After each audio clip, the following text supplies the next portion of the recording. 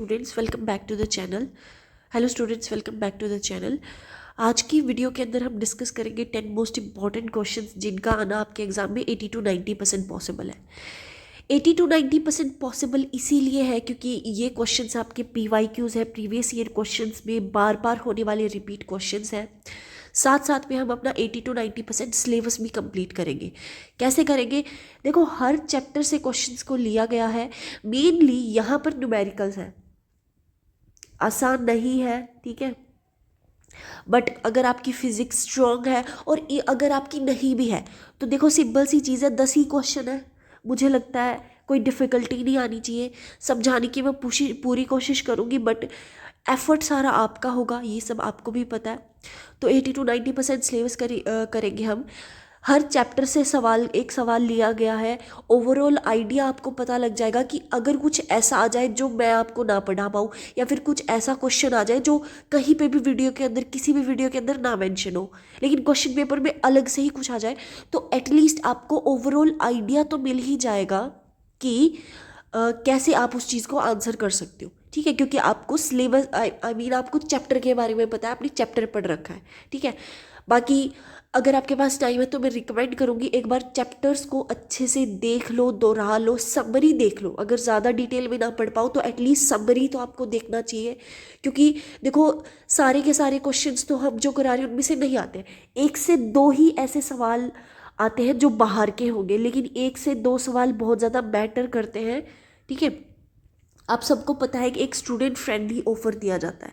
वो student friendly offer क्या कहता है कि वीडियो के दौरान कहीं पे भी मैं आपसे 3 सवाल पूछूंगी।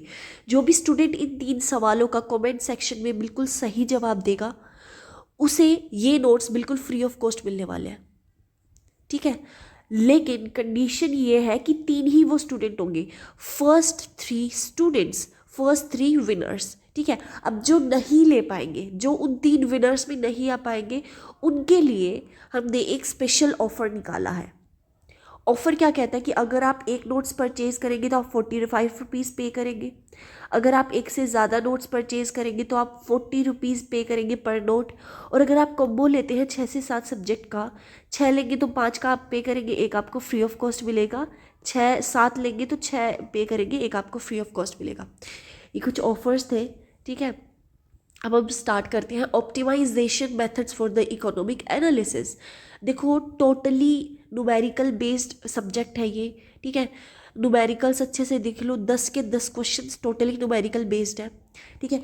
अ firm have the total cost function TC is equal to 18Q and total revenue function हमें क्या दिया है, 240 plus 14Q show that the profit maximizing output cannot be determined for this firm. इस फर्म के लिए प्रॉफिट मैक्सिमाइजिंग आउटपुट आ ही नहीं सकता, यानी कि ये फर्म प्रॉफिट बना ही नहीं सकती। हमें ये शो करना है। कैसे शो करेंगे? हमें इस इक्वेशन को कॉन्ट्राडिक्ट करके कुछ ऐसे शो करेंगे कि हमारा जो प्रॉफिट है वो माइनस में आए, या फिर न्यूट्रल आए, या फिर ज़ीरो आए, कि एटलीस्ट प्रॉफिट तो नहीं बन रहा है, ठीक है। Show that the TR is maximum when Q is 18। जब Q की वैल्यू 18 है तो TR हमारा क्या है, टोटल रिवेन्यू क्या है, हमारा मैक्सिमम है for non linear demand schedule. P हमें यहाँ पे क्या दिया हुआ है? P हमें दिया हुआ है 194.4 minus 0.Q divided by 2, sorry multiplied by 2। Introduction जो है, देखो, एक क्वेश्चन को लिखने का ना फॉर्मेट होता है, ठीक है। उस फॉर्मेट के अकॉर्डिंग अगर आप 20 नंबर का सवाल अटेंड कर रहे हो तो आपको ना एक अच्छे से आंसर लिखना पड़ता है, ताकि टीचर को भी खिचड़ी ना लगे और आप भी अच्छे से आंसर्स को लिख पाओ। इंट्रोडक्शन में टॉपिक के बारे में लिखो, मेन बॉडी के अंदर सीधा स्पष्ट सवाल का जवाब दो, कंक्लूजन में जो सवाल के आंसर के अंदर बताया है वो एक्सप्लेन कर दो, ठीक है। इस तरीके से आप करोगे। मिनिमम अगर 20 नंबर का क्वेश्चन है, कम से कम 4 पेज तो आपको लिखने चाहिए, ठीक है। देखो, 15 प्लस मार्क्स अगर आपको स्कोर करने हैं तो कम से कम 4 पेज भरो। अगर आपको बहुत अच्छे से आता है तो मैं तो कहती हूँ 6 page 5 page more than enough है। ज़्यादा टाइम वेस्ट नहीं करना, 5 to 6 pages are more than enough, ठीक है। In microeconomic theory, the object of a firm is to maximize a profit. एक objective इस एक firm का क्या होता है कि भाई हमें ज़्यादा से ज़्यादा फ़ायदा हो, which is defined as the difference between total revenue and total cost. Profit कब आता है? जब आप टोटल रिवेन्यू में से टोटल कॉस्ट माइनस कर देते हो. क्यों कर देते हो? क्योंकि यार टोटल कॉस्ट तो ये वो है ना जो रॉ मटेरियल में आपका ही पैसा लगा है. प्रॉफिट आपका कब होता है? आपने 10 रुपए की कोई चीज़ खरीदी, अगर आप उसे 8 रुपए की बेचोगे तो लॉस होगा, अगर आप उसे 10 रुपए की बेचोगे तो न्यूट्रल रहेगा, ना तो नुकसान ना ही प्रॉफिट. लेकिन जब आप इसे 15 रुपए की बेचोगे तो आपका प्रॉफिट हुआ है. तो बिल्कुल वैसे ही जब आप अपना टोटल कॉस्ट हटा देते हो तो फिर आपको 5 रुपए का प्रॉफिट होता है. This is what is trying to say the determination of profit maximising output depends upon the behaviour of revenue and cost functions. जो प्रॉफिट मैक्सिमाइजिंग आउटपुट है वो किस चीज़ पे डिपेंड करता है? रिवेन्यू पे और कॉस्ट फंक्शंस पे.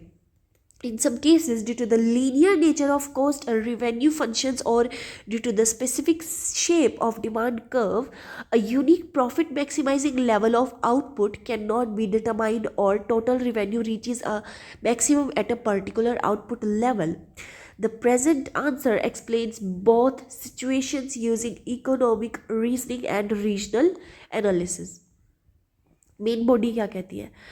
स्टेप 1 कैसे करेंगे हम? प्रॉफिट मैक्सिमाइजेशन कंडीशन हमें दे क्या रखी है? पाई की वैल्यू क्या होती है? पाई यहाँ पर क्या है? हमारा प्रॉफिट है. तो टोटल रेवेन्यू में से टोटल माइनस कॉस्ट माइनस कर देंगे तो हमारे पास क्या आ जाएगा? प्रॉफिट आ जाएगा. ठीक है. A firm maximises profit. Profit कब होता है? देखो ये हर एक माइक्रो इकोनॉमिक्स के लेक्चर में मैं आपको बहुत अच्छे से बता चुकी हूँ कि एक कंपनी को प्रॉफिट करने के लिए या फिर एक नॉर्मल प्रॉफिट रन करने के लिए क्या क्या कंडीशन होती है. MR is equal to MC. Marginal revenue should be equal to marginal cost if a company wants to run. ठीक है. प्रॉफिट हो, रन करना हो, कंपनी को स्टेबल रहना हो, ये कंडीशंस दी मोस्ट इम्पॉर्टेंट है. ठीक है. when marginal revenue is MR is marginal revenue and MC is marginal cost, if this condition cannot be satisfied by at any output level, profit maximization cannot be determined. given, अब हमें दे क्या रखा है? TC हमें 18 दे रखा है. MC हम निकालेंगे. MC हम कैसे निकालेंगे? डेल्टा ऑफ TC अपॉन में D ऑफ Q. इंटीग्रेशन लगाएंगे, सॉरी डिफ्रेंसिएशन लगाएंगे हम यहाँ पे. डिफ्रेंसिएशन से यहाँ पे यह क्या हो गया? ये 18 आ गया. TR हमें क्या दे रखा है? 240 प्लस 240 प्लस 14Q. MR क्या करेंगे? Differentiation of TR by differentiation of Q. हमारी वैल्यू क्या आ गई? 14 आ गई. Since MC marginal cost is 18 greater than marginal revenue 14 at all level of output, the equality condition MR is equal to MC is never satisfied. कभी satisfy नहीं होगी. Hence there is no profit maximising output level for the firm. क्या किया हमने? Differentiation किया. तो आप differentiation से इस सवाल को सॉल्व कर लोगे. आई एम अज्यूमिंग कि अगर आप ये सब्जेक्ट ले रखे हैं तो आपने 12th क्लास के अंदर डिफ्रेंसिएशन एंड इंटीग्रेशन बहुत अच्छे से किया होगा. ठीक है.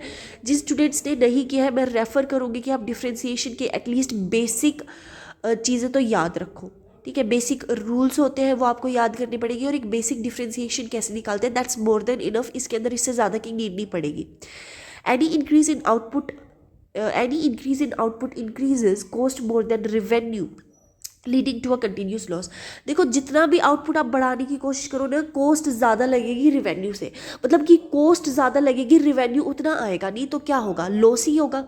Explanation through profit and revenue behaviour. Profit function is pi is equal to 240 plus 14Q minus 18Q. ठीक है. अब यहाँ पर अपना प्रॉफिट माइनस करेंगे तो आंसर क्या आएगा? 240 माइनस 4Q. ठीक है. माइनस 4Q क्यों आया? क्योंकि 18 माइनस 18 में से 14 गया तो कितना बचा? -4 बचा. The profit function is linear and downward sloping, showing that profit continuously falls as an output increases.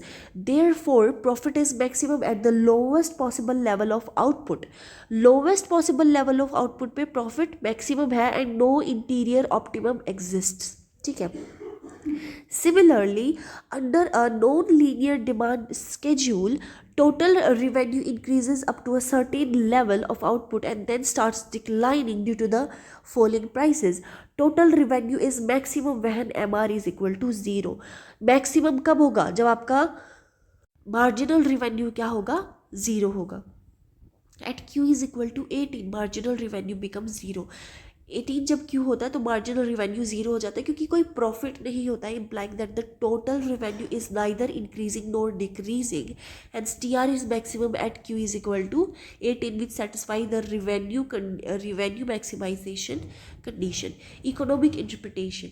In the first case, the firm faces a situation where marginal cost always exceeds marginal revenue, making profit maximization impossible. In the second case, the non-linear demand curve causes total revenue to reach at the peak at specific output level, beyond which further output reduces revenue. अभी हमने पढ़ा है कि क्योंकि P is equal to 18Q है, either तो वो loss में जाएगा या फिर ना तो वो प्रॉफिट जनरेट करेगा ना ही लॉस जनरेट करेगा. तो यहाँ पर क्या हो गया, यहाँ पर ये डाउनवर्ड स्लोप में जाएगा कर्व आपका और स्पेसिफिक आउटपुट लेवल आपका पीक पर रहेगा. Both cases highlight the importance of marginal analysis in determining optimal output decision. Conclusion. To conclude, profit maximization requires equality of marginal revenue and marginal cost, where MR is always less than an MC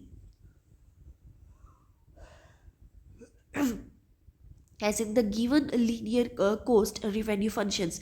No profit maximizing output can be determined. On the other hand, under a non-linear demand schedule, total revenue reaches its maximum when the marginal revenue becomes 0, which occurs at a specific level of output such as Q is equal to 18. Thus, the behavior of cost and revenue functions plays a crucial role in determining a firm's output decision. Find the minimum point of average cost function of AC is equal to 25Q multiplied minus 1 plus 0.1Q multiplied by 2.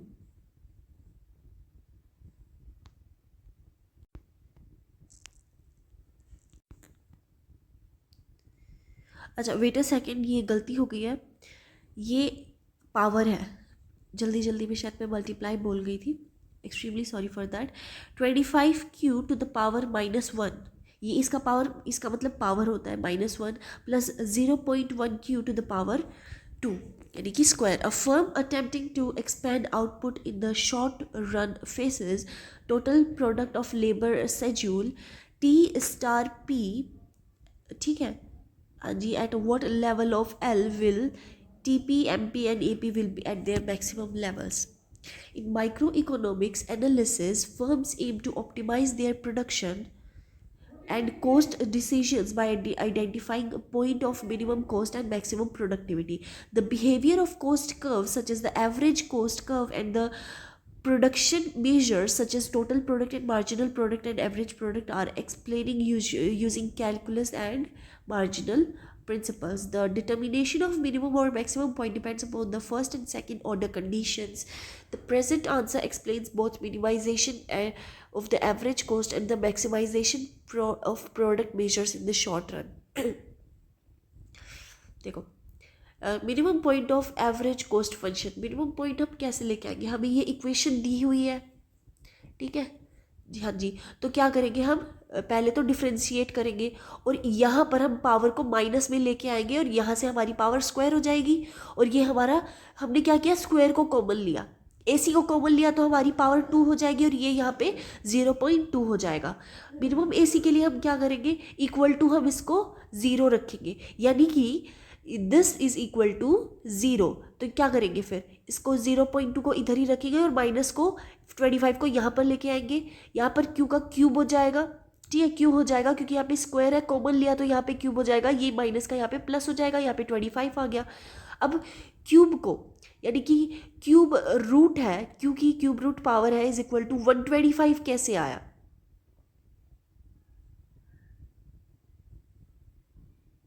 या 25 का जब आप square करोगे क्या आएगा, no wait a second, 25 into 5 क्या होता है, 25 इंटू 5 होता है 125। तो यहाँ पे क्यूब रूट है। अब 125 का अंडर रूट क्या होता है, जब आप 5 का क्यूब करते हो तो क्या आता है 125 आता है। तो फिर क्यू की वैल्यू क्या हो गई 5 हो गई। ठीक है। Thus the average cost is minimum at output level Q is equal to 5। This satisfies the economic condition that AC is minimized where it changes from decreasing to increasing. Maximum TP MP AP in the short run given the product line of labor functions, ये हमें value दी हुई है। ठीक है। Maximum profit के लिए क्या करेंगे, पहले हम इसका डिफ्रेंसिएशन निकालेंगे। ठीक है। ये यहाँ पे इक्वल्स टू जीरो हमें रखना है मैक्सिमम के लिए, M P is equal to zero होना चाहिए। जब इसको इक्वल टू जीरो करेंगे तो क्या कर सकते हैं, यहाँ पे भी एल है यहाँ पे भी एल है, एल कॉमन ले लो, 48 minus 3 L is equal to zero आ गया, एल इज इक्वल टू क्या आ गया फिर 16 आ गया। ठीक है। Thus the T P is maximum at L is equal to 16। Maximum marginal production कैसे प्रोडक्ट आप कैसे निकालोगे, डिफ्रेंसिएशन करो उसी जो हमें वैल्यू क्या दी हुई है 48 माइनस 6L। ठीक है। इक्वल टू जीरो रखेंगे, 48 is equal to 6L, L is equal to 48/6 और 6 फिर 6 और फिर क्या होगा जब 48/6 आए तो 6 8 जा 48। ठीक है। Thus maximum at L maximum M P कब होगा, एल इज इक्वल टू 8 पे होगा। मैक्सिमम एवरेज प्रोडक्ट यानी कि A P is equal to T P upon L is equal to 24 minus L square, ये हमें दे रखा है। डिफ्रेंशिएट करेंगे ए पी को एल से तो D is equal to A P upon में D of L, differentiation of L हमारी वैल्यू क्या है 24 माइनस एल स्क्वायर। नीचे हम पावर को ले आएंगे तो क्या हो जाएगा 12। डिफ्रेंसिएशन क्या होता है, पावर को आगे ले आना। ठीक है। मैक्सिमम एपी के लिए क्या करना पड़ेगा, कभी भी किसी भी प्रोडक्ट का किसी भी इक्वेशन का आपको मैक्सिमम प्रॉफिट निकालना हो या फिर मैक्सिमम एपी टीपी कुछ भी निकालना हो, डिफ्रेंशिएट करके आपको हमेशा उसे इक्वल टू जीरो रख देना है। ठीक है। यहाँ से एल की वैल्यू क्या हुई 24/2 क्या होता है 12 होता है, तो एपी की मैक्सिमम वैल्यू क्या आ गई 12 आ गई। Economic interpretation, the minimum point of average cost curve represents the most efficient scale of production. Similarly, in the production theory, TP reaches its maximum when MP becomes 0. MP is maximum before AP and AP is maximum where it equals MP. जब भी AP और equal होगा MP के तो profit जो है वो max होगा। Thus, these results are consistent with the law of diminishing returns and standard short production relationship. ठीक है। Conclusion, to conclude the average cost function reaches its maximum at Q is equal to 5 indicating the most efficient output level for the firm. सबसे ज़्यादा efficient output level कब होगा, जब Q की value 5 होगी। The short run production processes total production is maximised at L is equal to 16, marginal product is maximised at L is equal to 8, average product is maximised at L is equal to 12। These results clearly demonstrate the application of marginal analysis in both cost and production theory and are fundamental to the understanding firm behavior in the microeconomics. तीसरा सवाल क्या पूछता है, condition the function, ये हमें इसकी एक equation दे रखी है, find the extreme value of G की हमें मैक्सिमम वैल्यू निकालनी है। मैक्सिमम वैल्यू के लिए कैसे बताता है, डिफ्रेंशिएट करो और फिर जो भी आंसर आता है उसको इक्वल टू 0 पुट करो। ठीक है। Find the maxima and minima of the functions of the equation. ठीक है। Introduction, in the mathematical economics and optimisation theory extreme value of function refers to its maximum and minimum points. These are determined by using the differential calculus for functions of one variable. Extreme value is found using first and second derivatives, while the function of two variables partial derivatives and second order conditions are applied. The present answer explains the determination of extreme values for both multi variable function and a single variable function. देखो कितने अच्छे से इसने introduction को बताया। इसके अंदर ये तरीका भी आप अपना सकते हो। इंट्रोडक्शन के अंदर आप बता सकते हो कि आप अपने आंसर को कैसे सॉल्व करोगे। जैसे ये कह रहा है कि मैथमेटिकल इकोनॉमिक्स और ऑप्टिमाइजेशन थ्योरी के अकॉर्डिंग अगर आपको मैक्सिमम और मिनिमम पॉइंट्स निकालने हैं तो आपको डिफरेंशियल कैलकुलस यूज़ करना पड़ेगा। ठीक है। एक्सट्रीम वैल्यू कब पाई जाती है? फर्स्ट एंड सेकंड डेरिवेटिव से, और जो फंक्शन है दोनों वेरिएबल का वो पार्शियल डेरिवेटिव से निकलता है। तो आप ऐसे भी इसको एक्सप्लेन कर सकते हो। मेन बॉडी पे आएंगे, extreme value of the function, हमें z की वैल्यू दे रखी है, ठीक है। हमसे सवाल में क्या पूछा था कि हमें एक्सट्रीम वैल्यू निकालनी है z की। क्या बताया था हमने? पहले हम डिफ्रेंसिएशन निकालेंगे, फर्स्ट डेरिवेटिव वैल्यू क्या आएगी, हमें जो है 2e⁻²x-2 आ गया, और z अपन में y कितना आया, 4y आ गया। एक्सट्रीम वैल्यूज़ के लिए हम इसको इक्वल टू 0 पुट करेंगे, ठीक है। तो ये क्या होगा, e⁻²x इज इक्वल टू 1 आ गया। कैसे आ गया? e⁻²x है, इस 2 को हम यहाँ पे इज इक्वल टू 0 था, इसको यहाँ पे लेके आएंगे 2 आ गया, और ये जो मल्टीप्लाई में था इसको हम नीचे लेके आ गए, तो 2 मुझसे 2 कट गया, ये e की पावर क्या हो गई, 1 आ गई। और x क्या होगा फिर, x 0 आया, ठीक है। क्यों आया? क्योंकि e को जब भी आप इधर लेके जाते हो तो x, क्योंकि x पावर में है, तो आप इसको जब पावर में इधर लेके जाओगे तो 0 से ये मल्टीप्लाई होके 0 हो जाएगा, ठीक है। और क्योंकि 4y इज इक्वल टू 0 अगर आप पुट करोगे तो y इज इक्वल टू 0, 4 को 0 से मल्टीप्लाई करोगे तो 0 आएगा। Thus stationary points at x y is equal to 0 and 0। Second partial derivative कैसे निकलता है? स्क्वायर ऑफ z अपन में स्क्वायर ऑफ x। हमारी वैल्यू क्या ही है, 4e⁻²x, और y की वैल्यू आई थी 4 और z की वैल्यू आई थी 0। वैल्यूज पुट करोगे, मल्टीप्लाई करना होता है। 4 of 4 minus 0, 16 is greater than 0। Since second derivative is greater than 0, then the minimum at 0 point has minimum at 0.0। जब भी सेकेंड डेरिवेटिव जो है 0 से बड़ा होगा तो मिनिमम क्या होगा, उसका 0 होगा। Minimum value of z minimum आप कैसे निकालोगे? हमें ये दिया हुआ है, ठीक है, कैसे निकालोगे? e⁻0 हमने फर्स्ट डेरिवेटिव से निकाला, ये x की वैल्यू है, ये y की वैल्यू 0 है, और ये 3 क्या आया था, तुम्हारी z की value. Maxima and minima of the function, equation हमें दे रखी है। फर्स्ट डेरिवेटिव कैसे निकालोगे? ठीक है, इक्वेशन को सॉल्व किया, ये आया। फॉर एक्सट्रीम वैल्यू के लिए हमेशा 0 के इक्वल पुट करो, ठीक है। यहाँ से हम क्या कर सकते हैं, यहाँ से आप वो करो कि जो है 6×6 होता है, तो हम यहाँ पर 6 वैल्यू लेंगे, ठीक है। तो इसका सीधा इन्होंने करके निकाल दिया, बाकी आप ऐसे इलेबोरेट करके भी लिख सकते हो, ठीक है। यहाँ से हमारी x की वैल्यू क्या हो गई, -3 आ गई, और x की वैल्यू क्या आ गई, 2 आ गई, ठीक है। तो x की वैल्यू या तो -3 हो सकती है या फिर 2 हो सकती है। सेकंड डेरिवेटिव हमारा कैसे निकलेगा, 12x + 6। अब x की वैल्यू अगर -3 है तो ये सेकंड डेरिवेटिव क्या निकलेगा, -3, जो कि छोटा है 0 से। और अगर y की वैल्यू -3 रखते हैं तो ये आंसर 91 आएगा। जब x की वैल्यू 2 रखते हैं तो 30 आएगा, that is greater than 0, minimum है। और y की 2 वैल्यू रखेंगे तो ये -34 आएगा।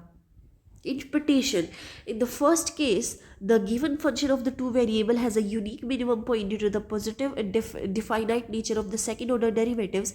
In the second case, the cubic function exhibits a maximum and minimum, which is typical third degree polynomials. To conclude, the functions z is equal to this has minimum at 4 is equal to 0 और y is equal to this, और इसका minimum क्या है 91, where x is equal to -3 and x is equal to 2, ठीक है।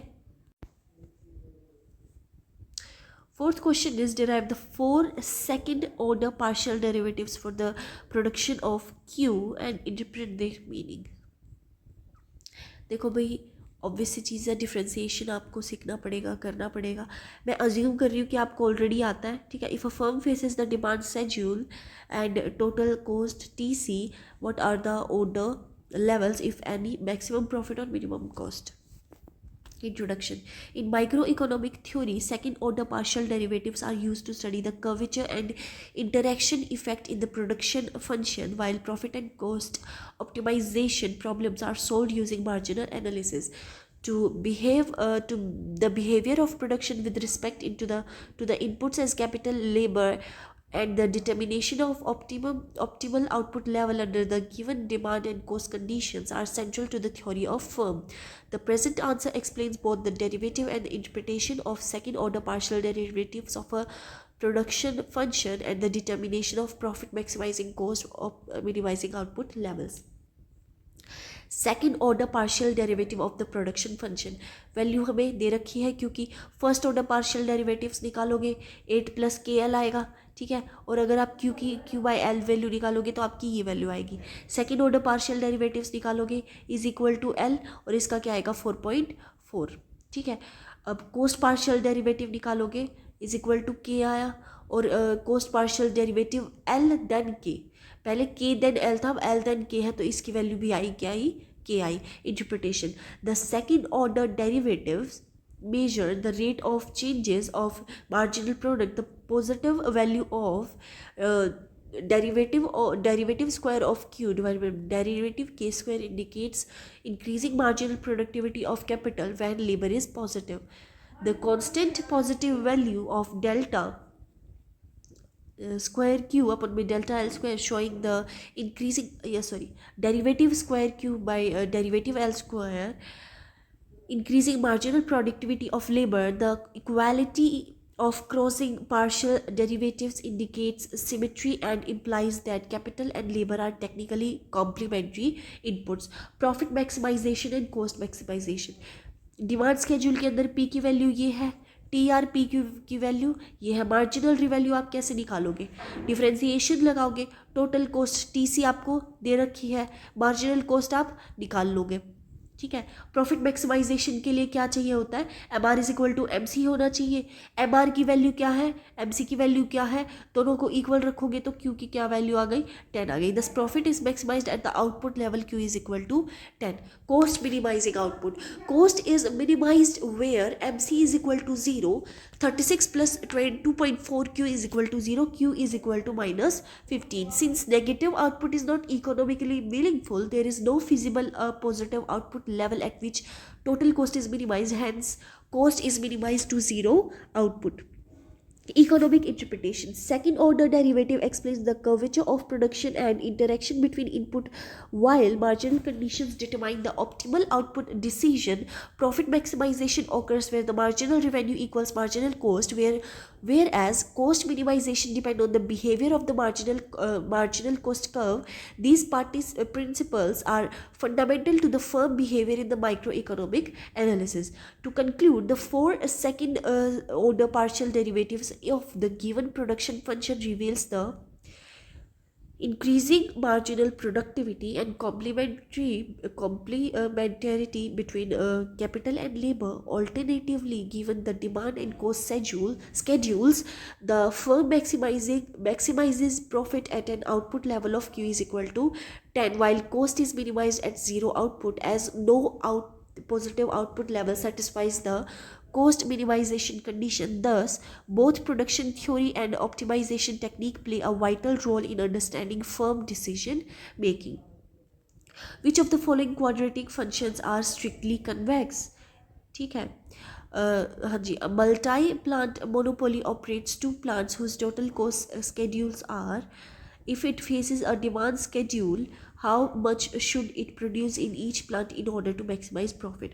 In microeconomics and mathematical analysis, convexity of functions and profit maximization under monopoly are important analytical tools. Strict convexity of quadratic functions depend on the sign of its second derivative, while the multi-plant monopoly maximizes profit by allocating output between plants such that marginal costs are equalized and equated to the marginal revenue.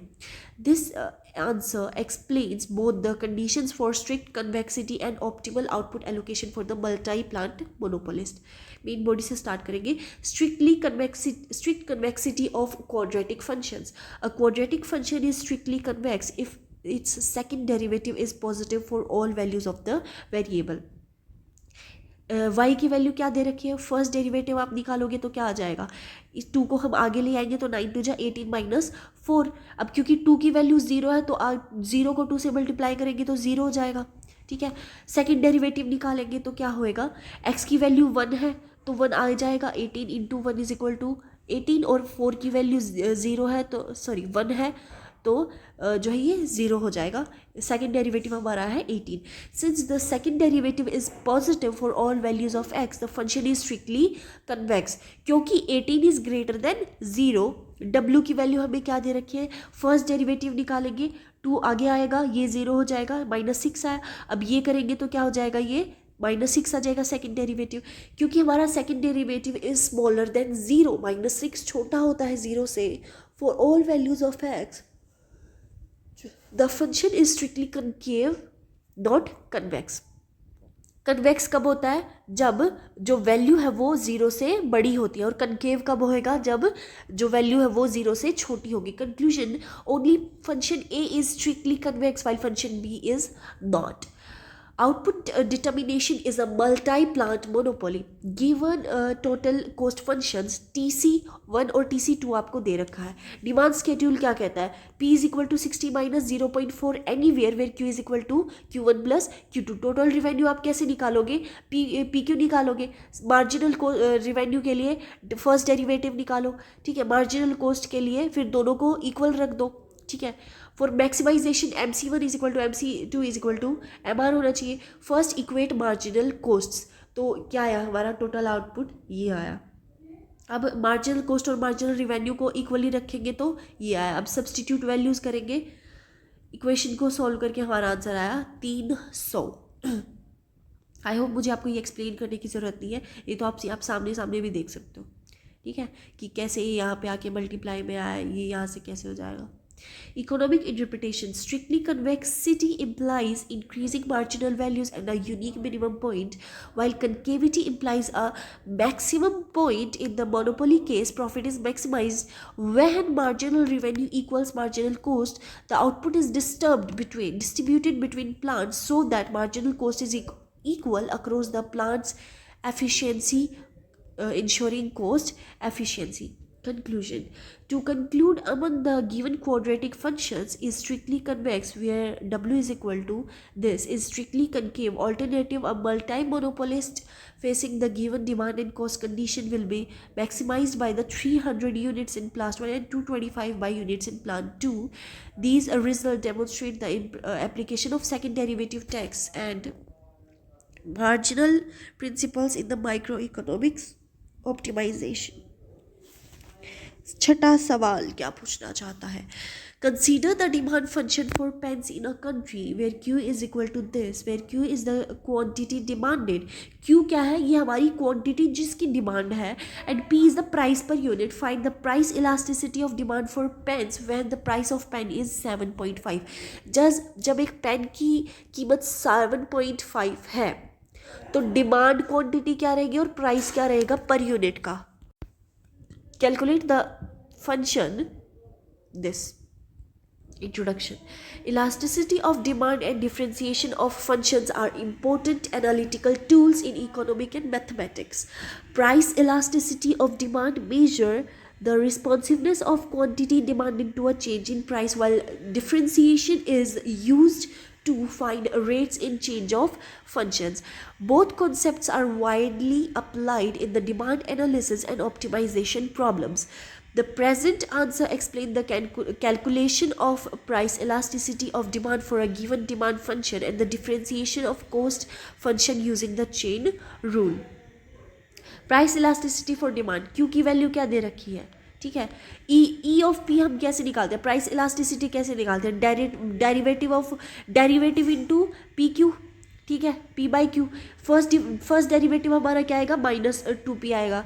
जब P की value 7.5 है तो Q की value क्या रहेगी, 75 minus 7.5 का square, 18.75 हमारा answer है। Substitute the value into the elasticity formula. Elasticity formula में जब आप इस फॉर्मूला में अपनी कंडीशंस को रखते हो तो क्या आएगा, ई ऑफ पी हमारी पहले की वैल्यू ये आई थी, दूसरे की वैल्यू ये आई थी, ये क्या हो जाएगा, 7.5 को 2 गुना करोगे -15 होगा, इसको इससे डिवाइड करोगे तो -6 आएगा, ठीक है। 7.5 को हम क्या लिख सकते हैं, 3/4 लिख सकते हैं, तो 18 प्लस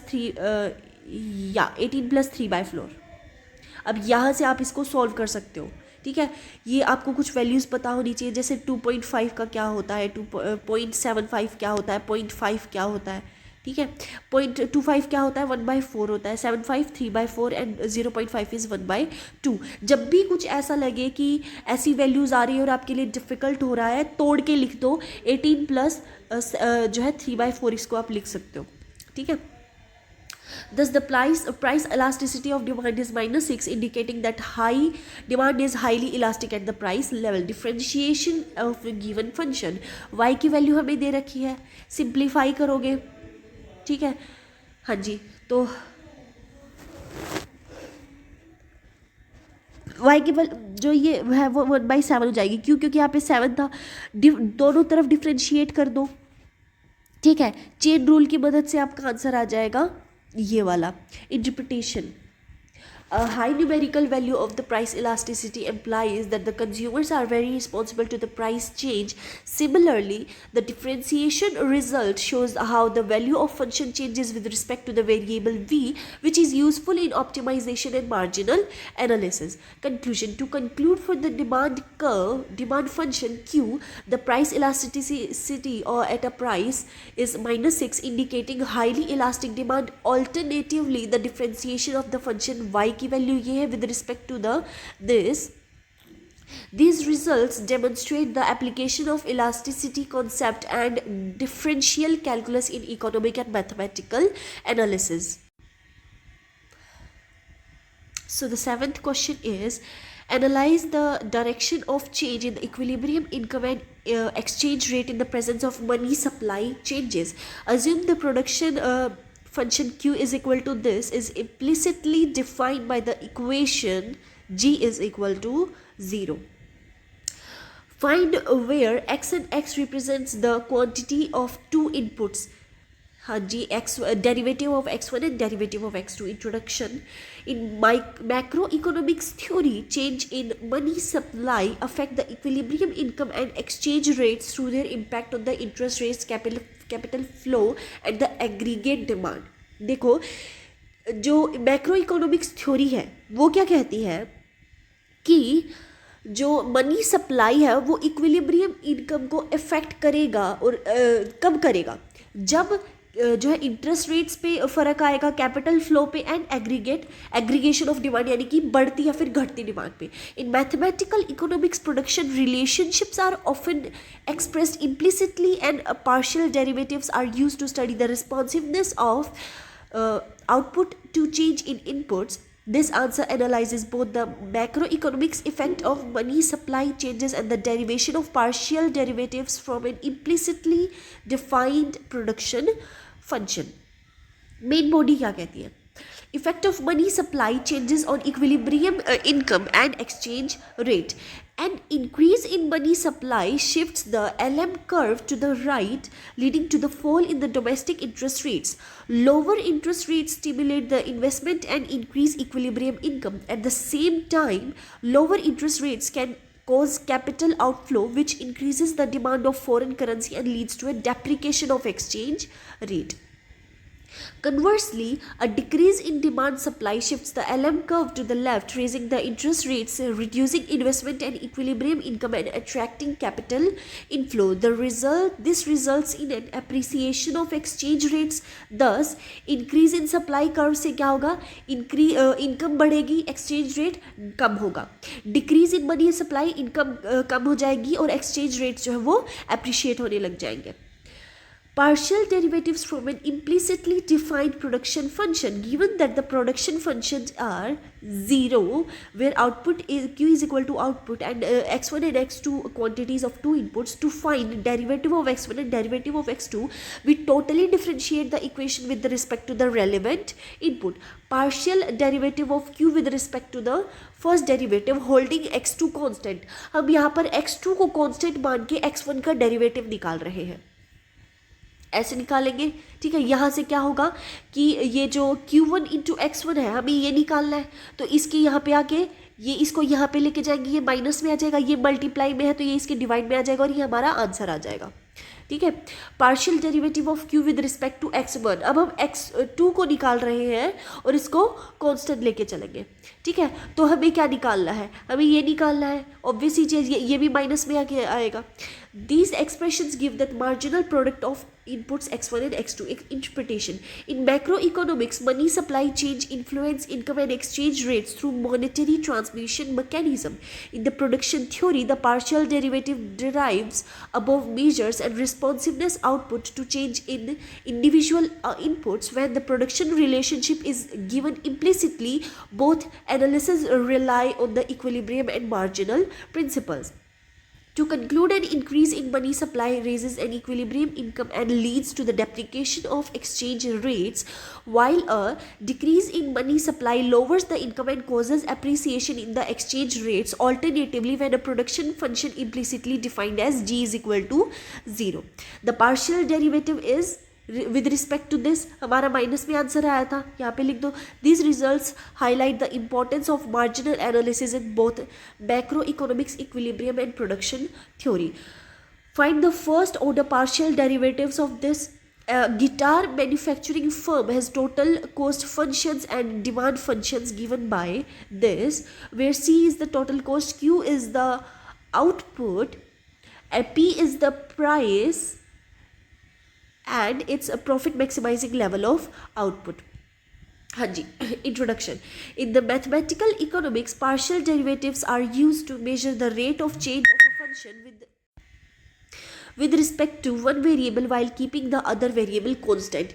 इसको निकालने का क्या हम तरीका यूज़ करेंगे, हम एक वेरिएबल को कांस्टेंट मानेंगे, जैसे हमने पिछले क्वेश्चन में किया था, कांस्टेंट मान के फिर हम दूसरे वेरिएबल को सॉल्व करेंगे. Similarly, profit maximisation is core objective of firm in the micro economic theory and is achieved by equating marginal revenue and marginal cost. Margin revenue और मार्जिनल कॉस्ट को इक्वल करके हम किसी भी आंसर पे पहुंच सकते हैं. The answer explains both the computation of first order partial derivative and the determination of profit maximizing level of output. First order partial derivative z हम कैसे निकालेंगे, हमें वैल्यू दे रखी है. पार्शियल डेरिवेटिव फर्स्ट निकालेंगे, हमारा कुछ ऐसे आएगा. पावर को नीचे ही लाना है. आई होप आप ये कर लेंगे.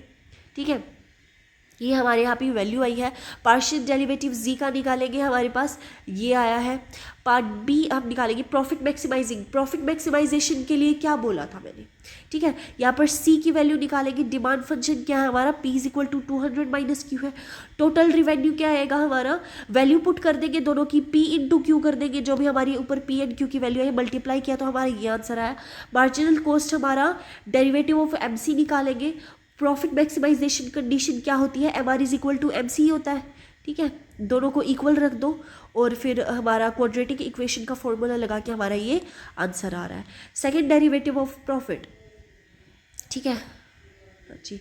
तो q is equal to 11. Conclusion. To conclude the first order partial derivative of the function z is equal to 4q minus 9v upon में 5u plus 2v.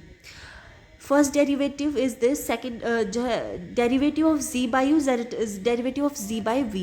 Alternatively, the guitar manufacturing firm maximizes its profit at an output level of 11 units where the marginal revenue equals marginal cost. These results demonstrate the application of calculus in optimization and economic decision making. A Swiss firm produces two goods, knives and watches. Its profit function is given by this. At the production level, the knives and the watches is the profit function stationary. Test the second order condition for the profit maximization and evaluate the maximum profit for this firm. 9th question discuss करने से पहले मैं आपके वो 3 सवाल पूछ लेती हूँ. ठीक है, your first question is what is MC, marginal cost क्या होता है, define MR, marginal revenue. And your third question is, what is macroeconomics? Macroeconomics क्या होता है, ये आपका थर्ड क्वेश्चन है. मुझे नहीं लगता इससे आसान क्वेश्चन मैं आपको दे सकती थी. ठीक है, हाँ जी. A person sells 2 items in her restaurant, pizza and ice cream. If she wants to maximize her profits, what output mix should her restaurant produce when the total price function is given by PI and the constraint faced x plus y is equal to 12. Estimate the effect on profit if output capacity is expanded by 1 unit. Introduction. Profit maximization is a fundamental objective of firms in microeconomics theory. For a firm producing more than one product, profit maximization requires the use of partial differentiation and second order conditions. When the constraints are present, the method of Lagrange multipliers, Lagrange method I hope आपने पढ़ा होगा, ठीक है, is applied to determine the optimal output mix to evaluate the function of relaxing constraint. अच्छा, Lagrange एक छोड़ो, आपके काम की चीज़ नहीं है. This answer analyzes both an unconstrained two product profit maximization problem and constrained optimization problem. Main body. अच्छा देखो, मैं बता ही देती हूँ. Lagrange क्या होता है? Lagrange ना एक पॉइंट होता है. अगर हम जियोग्राफी के हिसाब से चले तो अर्थ एंड सन, आपको पता है कि सन के पास किसी भी सैटेलाइट को लाना बहुत मुश्किल होता है, लेकिन अर्थ और सन के बीच में जो भी हमारे इक्वेटर्स होते हैं, हमारे लाइंस होती हैं, उनके बीच में 3 लैग्रेंज पॉइंट्स होते हैं. 3 लैग्रेंज पॉइंट्स हैं जहाँ पर एक सैटेलाइट को आप सेफली रख सकते हो एंड यहाँ से आप जो है सन की रोटेशन को मॉनिटर कर सकते हो.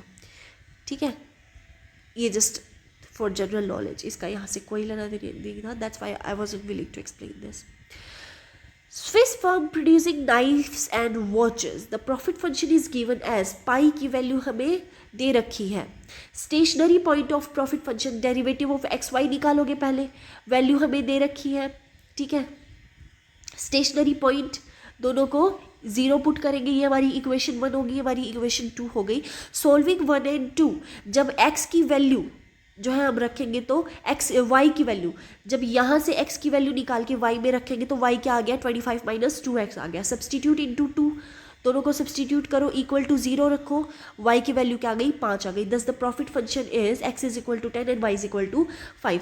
Second order condition and maximum profit, second derivative निकालोगे, -1 आया. डिटर्मिनेंट हसेन मैट्रिक्स, ठीक है, since second derivative is smaller than 0, d is greater than 0, the stationary point represents a maximum. Maximum profit हमारा 172 आया, thus maximum point is 172 units. Restaurant selling pizza and ice cream, profit function पाई की value हमें दे रखी है, constraint हमारा क्या है? x plus Y is equal to 12 है. लैग्रेंज फंक्शन कैसे निकालोगे? हाँ जी, ऐसे निकालोगे. फर्स्ट ऑर्डर कंडीशंस क्या है हमारी? इक्वल टू 0 रख दो. सब्ट्रैक्टिंग द 2 इक्वेशंस, हमारी x की वैल्यू 7 आई है, y की 5 आई है. Effect of expanding output capacity, the Lagrange multiplier delta represents the marginal increase in profit due to the 1 unit increase in the output capacity. x is equal to 7, y is equal to 5 को जब हम यहाँ पे रखेंगे तो हमारा answer आया है 47. दस if the output capacity is 1 unit, profit increases by 47 units. To conclude, the Swiss firm's profit functions is stationary at 10 unit of knives and 5 unit of watches, and the second order condition confirms that this point is a yield at 172 units. Alternatively, under the capacity constraint x plus y is equal to 12, the restaurant should produce 7 pizza and 5 ice cream to maximize profit. An expansion of output capacity by 1 unit would increase 47 units. This results highlights the usefulness of partial differentiation and constraint optimization techniques in the profit maximization problems. Consider the equation for an isoquant at output level q is equal to 2144. Use implicit differentiation to find the slope of isoquant. Evaluate marginal rate of the technical substitution MRTS at k is equal to this, L is equal to this. Explain the, consider a person's utility function for 2 goods, jewelry and gadgets, where Q is the 2 unit of jewelry and Q2 as the gadgets maximize her utility, where this and this her budget is equal to 120. In microeconomics theory, isoquant represents a combination of input that yield the same level of output, and their slope indicates the marginal rate of technical substitution between inputs. Similarly, consumer theory analyzes how consumer maximizes utility subject to a budget constraint. Both Producer equilibrium and consumer equilibrium rely on the marginal conditions and the optimization techniques. This answer explains the determination of the slope of an isoquant and MRTS, as well as the utility maximizing consumption bundle of the consumer main body. Isoquant and marginal rate of a technical substitution. Isoquant की हमें क्या value दे रखी है, ये दे रखी है slope of isoquant using the implicit differentiation. Both sides जो है डिफरेंशिएट करेंगे विद रिस्पेक्ट टू के, हमारी वैल्यू आ गई. सिंप्लीफाई करेंगे, हमारी वैल्यू ये आ जाएगी.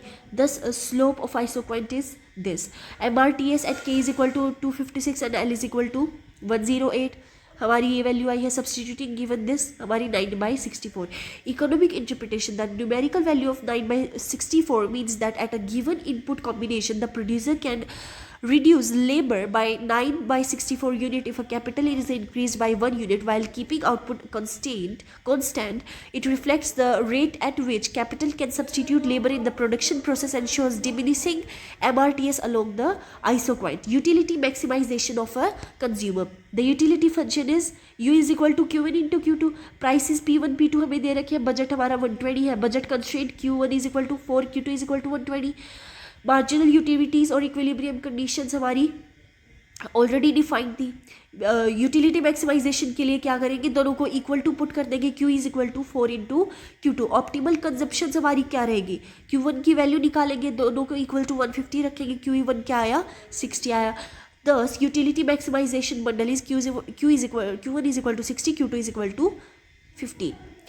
Conclusion. To conclude, the slope of the given isoquant is this and the MRTS are this, indicating that the rate at which capital can substitute labor while keeping output constant. Alternatively, the consumer maximizes her utility by consuming 60 units of jewelry and 50 units of gadget given the pricing and budget constraints. These results demonstrate the application of the optimization techniques in both production and the consumer theory. That's it for today. All the best for your exam.